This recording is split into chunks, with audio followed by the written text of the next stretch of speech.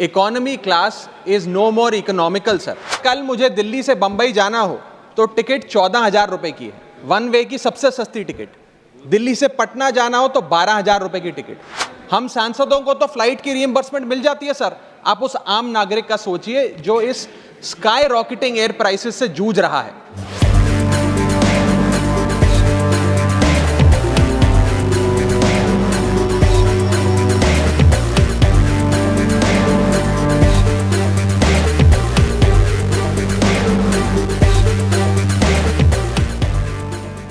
Economy class is no more economical sir. मैं आज इस सदन में बहस पे आने से पहले अपने फ़ोन पर फ्लाइट के रेट चेक कर रहा था सर। अगर कल मुझे दिल्ली से बंबई जाना हो तो टिकट 14,000 रुपए की है, वन वे की सबसे सस्ती टिकट। दिल्ली से पटना जाना हो तो 12,000 रुपए की टिकट। दिल्ली से बैंगलोर जाना हो तो 16,000 रुपए की टिकट। और सर वो छोड़िए, संडे के दिन यानी कि परसों मैं अपने क्षेत्र पंजाब से दिल्ली आया, मोहाली एयरपोर्ट से चंडीगढ़ एयरपोर्ट से मैंने फ़्लाइट ली और दिल्ली पहुंचा। उस फ्लाइट की टिकट 14,500 रुपए की थी। हम सांसदों को तो फ्लाइट की रीइंबर्समेंट मिल जाती है सर। आप उस आम नागरिक का सोचिए जो इस स्काई रॉकेटिंग एयर प्राइसेस से जूझ रहा है। और एक और दिलचस्प चीज़ है, एक ही सेक्टर की एक ही दिन की सेम एयरलाइन जो अलग अलग समय पर उड़ती है उसके भी रेट अलग है। आपको सुबह 10 बजे दिल्ली से बंबई जाना, उस एयरलाइन से उस तारीख पे आपको एक रेट मिलता है। 2 बजे की दोपहर की टिकट लेते हैं उसी एयरलाइन पे, उसी दिन पे वो उससे दोगुनी हो जाती है।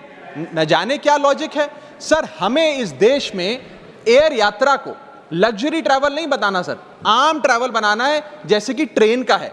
और सबसे बड़ी बात सर, इस देश में जहाज में उड़ना और जहाज में उड़ के अपनी मंजिल तक पहुंचना आज भी इस देश की बहुत बड़ी आबादी के लिए एक सपना है। अगर ट्रैवल की रफ्तार बढ़ेगी तभी इस देश की रफ्तार बढ़ेगी। सर दूसरा दर्द जो इस देश का आम आदमी रोज उससे जूझ रहा है वो है ओवर क्राउडेड एयरपोर्ट्स। सर आज हमारे देश के एयरपोर्ट्स बस अड्डे जैसे बन गए हैं। बस अड्डों से बदतर हालत, बदतर व्यवस्था देश के एयरपोर्ट्स पर है सर।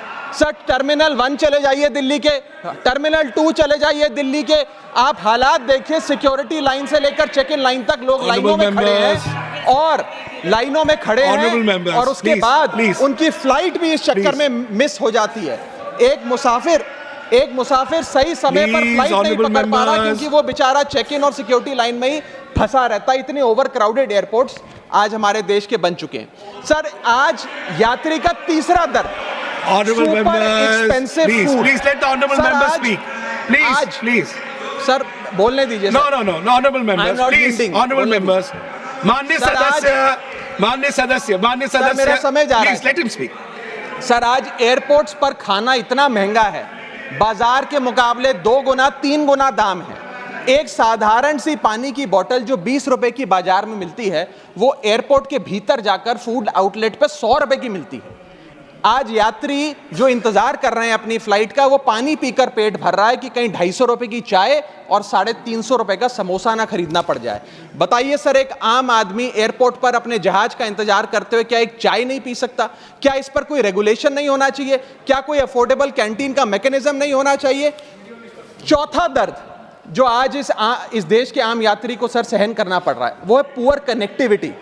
आज इस देश के कई टूरिज्म स्पॉट्स पे, कई फेमस शहरों तक जहाज की यात्रा नहीं पहुंचती, फ्लाइट्स नहीं पहुंचती, एयरपोर्ट नहीं पहुंचती। कई शहर, अधिकतर शहर ऐसे हैं जहां पर एयरपोर्ट्स नहीं हैं। इंसान को जहाज लेकर, जहाज से उतरकर कई घंटों का बस का और गाड़ी का सफर तय कर अपनी मंजिल पे पहुंचना पड़ता है सर सरकार ने कहा कि मालदीव्स मत जाओ, लक्षद्वीप जाओ छुट्टी मनाने। मैं आपको आज का रेट बता रहा हूं सर। अगर आज मुझे दिल्ली से मालदीव जाना हो तो 17,000 रुपए की फ्लाइट है, लेकिन दिल्ली से लक्षद्वीप जाना हो तो 25,000 रुपए की फ्लाइट है सर। तो बताइए हम मालदीव जाएं कि लक्षद्वीप जाएं? सर चौथा दर्द जो आज पांचवा दर्द जो आज एक आम यात्री को महसूस करना पड़ रहा है वो है sir flight cancellation and delays. Sir एक आम नागरिक अपनी मंजिल पे, अपनी डेस्टिनेशन पे पहुंचने के लिए, जल्द पहुंचने के लिए कभी कभार ट्रेन यात्रा या बस या गाड़ी की यात्रा नहीं करता, वो महंगी टिकट खरीदता है। महंगी टिकट खरीद के अपनी मंजिल पे समय पे पहुंचना चाहता है। और कुछ ऐसे भी लोग हैं जो आर्थिक तौर पे सक्षम नहीं हैं, लेकिन आपातकालीन परिस्थितियों में, इमरजेंसी सिचुएशन में वो भी महंगी जहाज की टिकट खरीदकर जहाज की यात्रा करना चाहते हैं, अपनी मंजिल पे पहुंचना चाहते हैं। लेकिन क्या वो अपनी मंजिल पे समय पर पहुंच जा रहे हैं?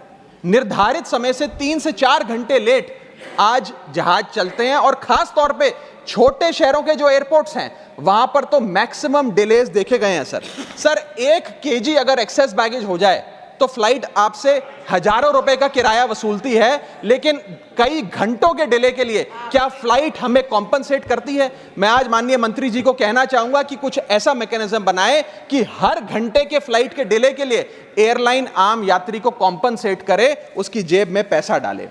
इसी के साथ साथ हर महीने एक चार्ट जारी होना चाहिए कि किस सेक्टर की कौन सी एयरलाइन ने कितने घंटे का डिले, किस सेक्टर की कौन सी एयरलाइन ने कितने घंटे का डिले यात्रियों को दिया। और इसी के साथ साथ सर, छठा दर्द जो आज के भारत देश के आम यात्री को महसूस करना पड़ रहा है सर, वो है लैक ऑफ अफोर्डेबल ऑप्शंस। जो अभी मेरे साथी भी बात कर रहे थे कि इस देश में 90% एयर ट्रैवल 2 एयरलाइंस के पास है, 90% मार्केट शेयर 2 एयरलाइंस के पास है। यानी कि एक हमने कार्टेल क्रिएट कर दिया, डुओपोली क्रिएट कर दी, यानी कि वो मनचाहे दाम पे मनचाही सर्विसेज देंगे, क्योंकि कोई कंपटीशन ही नहीं है, कोई प्रतिस्पर्धा नहीं है। Point of order. I'd like to take a point of order. One second. Bharat सरकार Point of order. Yes. न जाने सर, मैं तो एयरलाइन का बोल रहा हूं तो भी पेट में दर्द हो रहा है। Point of order. Please. 238A. कोई सदस्य किसी अन्य सदस्य या लोकसभा के किसी सदस्य के विरुद्ध मानहानि कारक या अपराध में फंसाने वाले स्वरूप का कोई आरोप नहीं लगाएगा जब तक कि आरोप लगाने वाले सदस्य ने सभापति को संबंधित मंत्री को भी इसकी पूर्व सूचना न दी हो, ताकि मंत्री उत्तर दिए जाने के प्रयोजन के लिए इस विषय की जांच कर सके। Honorable member, there is no defamatory here. No defamation has been. Nasir Hussain जी ने जो बोला मैं उसके ऊपर कर रहा हूं। That of course that has been taken into consideration. एक मिनट, इनका नहीं है। मैं मुझे पूरा करने दिए सर। परंतु सभापति किसी समय किसी सदस्य को ऐसा आरोप लगाने से मना कर सकेगा यदि उसकी राय में ऐसा आरोप राज्यसभा की गरिमा को घटाने वाला हो या उस आरोप को लगाने वाले से कोई लोग इसका सिद्ध न हो। Thank you, honorable member. Thank you. Please continue. Sir इतनी विशाल जनसंख्या वाला हमारा देश है, और इतनी विशाल जनसंख्या वाले देश में मात्र 2 ही कंपनियां हमारा पूरा एविएशन सेक्टर चला रही हैं। सर सरकार लाई एक स्कीम जिसका नाम था उड़ान, जिसका फुल फॉर्म है उड़े देश का आम नागरिक। पर कैसे उड़े?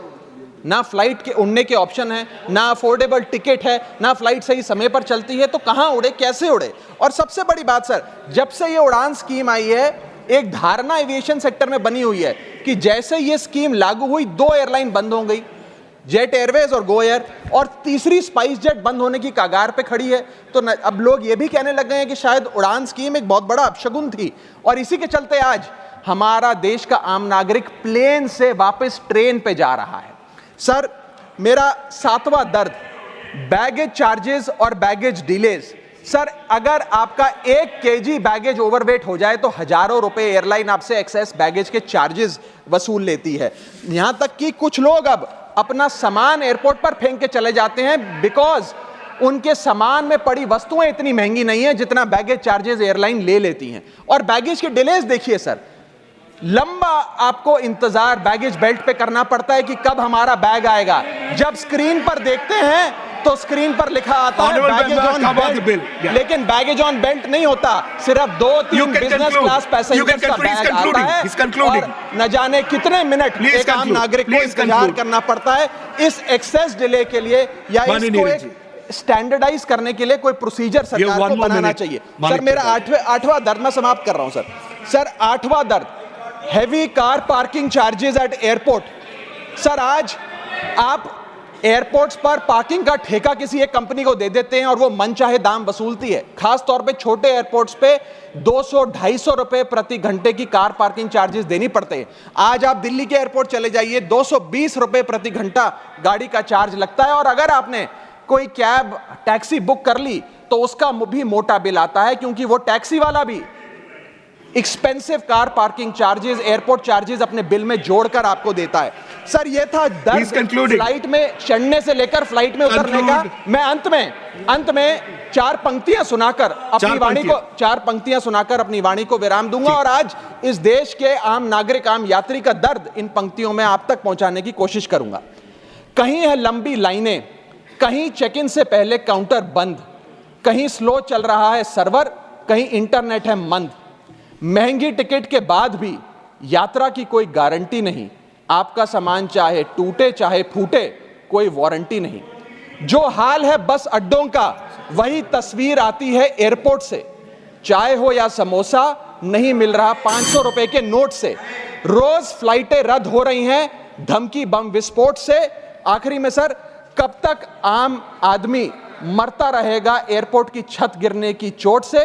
जनता की मुश्किलें तो पल भर में मिट जाएं अगर सरकार को फुर्सत मिल जाए चुनाव या वोट से।